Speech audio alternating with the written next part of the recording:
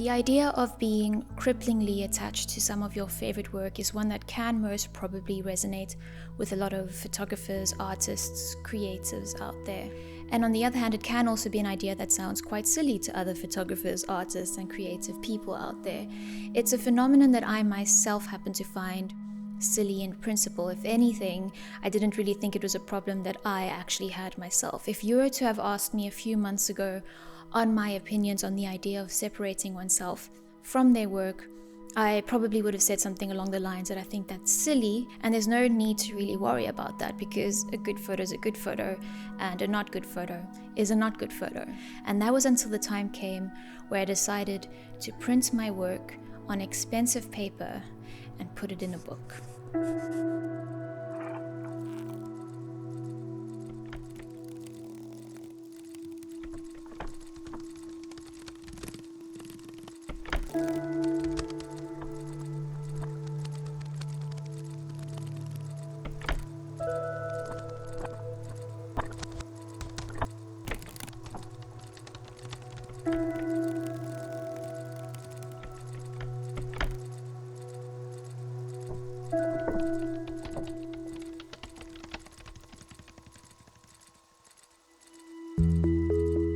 Preparing your work for print can help you distinguish between images that are suitable for books and images that are suitable for your wall. And though you might think that there isn't a difference between the two, a good photo is a good photo and a not good photo is not a good photo, there can indeed be a difference between the two. And that is something that we all will hopefully all figure out over time. Identifying that is a process, and it takes practice and requires a certain type of thinking that is dependent on your separation from your work, your ability to separate from your work. And it's something that I don't quite have yet, because I realize that I'm more attached to my work than I might have previously thought. It's not to say that I'm precious about my work, but I just can't seem to detach from my work with ease in a manner that allows me to distinguish between what makes the cut and what doesn't. And I've realized that this is why having someone that is so profoundly interested in my work and understands some of the motives behind capturing those images, even more so than I do at times, someone who knows me and has an idea of where I think I'm going with a certain body of work, even when I might not fully know that myself, but someone who is not attached to that work because it's not theirs. Now, I'm fortunate enough to have someone around my work that can be that for me.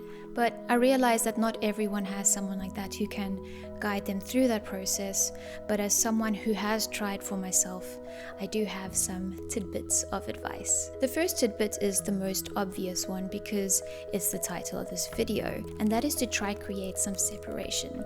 That is especially useful when you don't quite have a project set with all of the photos that you've accumulated over time, but you want to make something from them. Don't only figuratively take a step back to create, philosophical space between you and your work.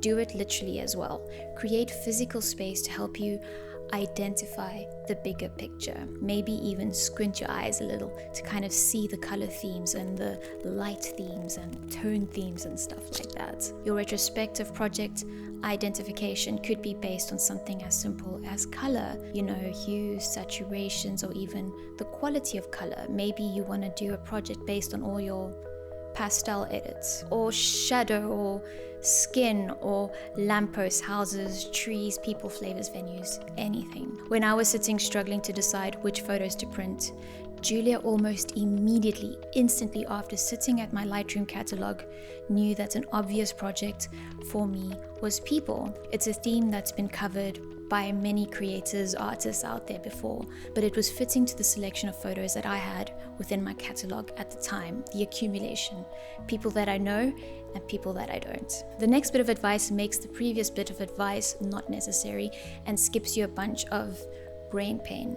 Develop the idea for a project before you start taking the photos that you're going to eventually print. Not only will this give you that obvious direction, but it'll set you up to start making photos that are intentional.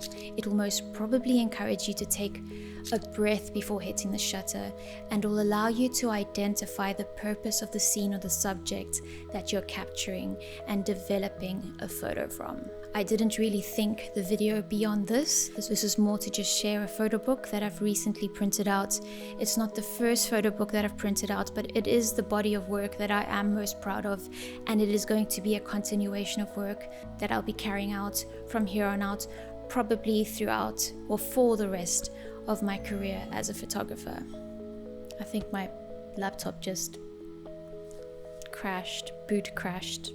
This type of crash. Let's leave it there. YouTube, hello, my name is Natalie. I'm an aspiring fine art photographer and a part-time filmmaker. I'd like to thank you for taking the time to be here. I do appreciate it. Take care of yourselves, and I'll catch you in the next video.